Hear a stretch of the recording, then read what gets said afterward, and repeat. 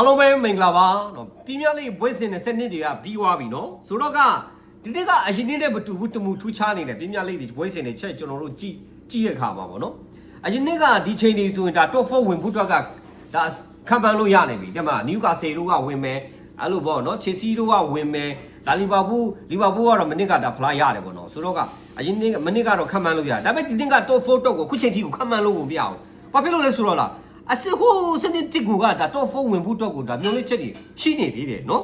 ဒါအစစ်စနစ်မှာ Brighton က29မှတ်ဆိုတော့အစစ်4မှာဒါလီဗာပူးကနော်36မှတ်အမက်က9မှတ်ပဲကွာနေဆိုတော့ကဒါအစစ်7မှာဖူဟန်က30မှတ်ကဲလီဗာပူးနဲ့ကအမက်ကဘယ်လောက်ပဲကွာလဲ9မှတ်ပဲကွာတယ်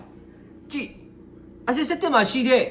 ဖူဟန်နဲ့အစစ်4မှာရှိတဲ့လီဗာပူးနဲ့ကရမတ်က9မှတ်ပဲကွာတယ်ဆိုတော့ဒါ top 4 အတွက်ကဒါအစစ်စနစ်တစ်ကိုဒါမျောလင့်ချက်ရှိနေတာဖြစ်တယ်နော်တစ်ဖက်မှာလီဗာပူးရဲ့နောက်မှာလိုက်နေတာမန်ချက်စတာယူနိုက်တက်ကတော့ဒါ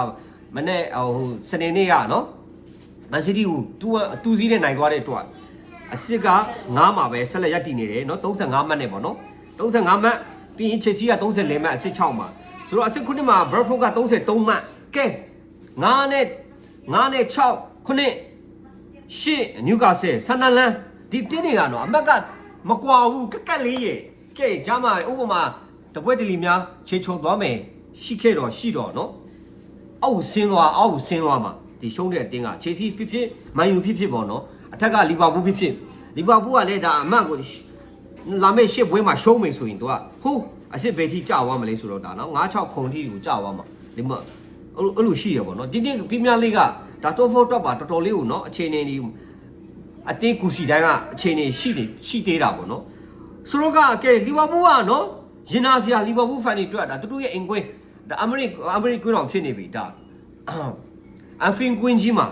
ကဲဘန်လင်ကိုနော်ဒီနေ့မှတန်းတက်လာတဲ့ဘန်လင်ကိုနော်လက်ခံပြီးတော့ကစားတာနော်ဝေါင်းကြာသွားတာနော်ရင်နာစရာနော်ဒါပနယ်တီတောင်တစ်လုံးရတယ်ဒါပနယ်တီလည်းမဝင်ဘူးဆိုတော့ကချေစီကတော့မစိုးဘူးနီးပြတစ်လက်ထက်မှာသူကဝဲထွက်နေဒါနော်ပြင်းပြလိမ့်မှာနော်ဒါဘရန်ဖို့ကိုနော်2စီးနဲ့ဒါနိုင်သွားတာနော်တော်တော်လေးကိုတို့အတွက်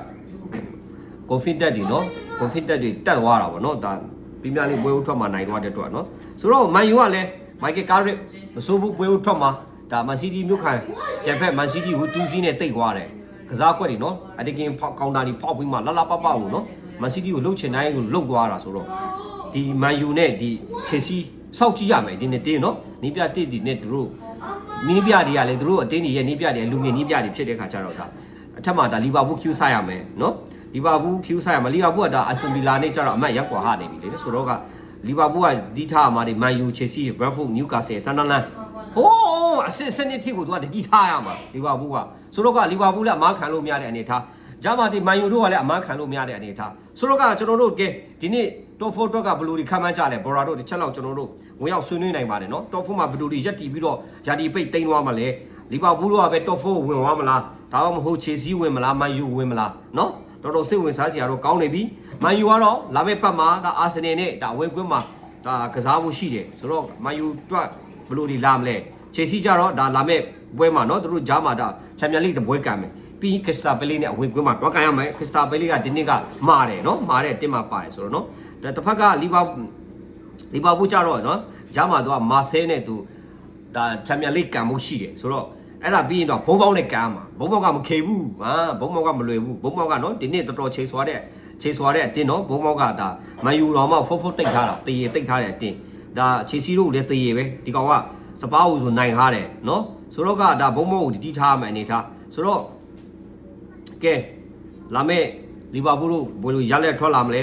ချယ်ဆီတို့ဘယ်လိုရလက်တွေထွက်ပေါ်လာမလဲနော်မန်ယူတို့ဘယ်လိုရလက်တွေထွက်ပေါ်လာမလဲနော်ဆန်နလန်တို့ဘယ်လိုရလက်တွေထွက်ပေါ်လာမလဲဆိုတာကျွန်တော်တို့ဆက်လက်စောင့်မျှော်ကြရအောင်ပါနော်ပြင်းပြလေးပွဲစဉ်တွေကတော့တနေ့နဲ့တနေ့ပူပြီးတော့ပြင်းထန်လာပြီနော်ပြန်ဆိုင်မှုပြင်းထန်လာပြီဆိုတော့ကကဲအားလုံးပဲကျွန်တော်တို့ top 4ကိုဘယ်သူတွေဝင်နိုင်မလဲဒီနေ့မှာဘယ်သူတွေ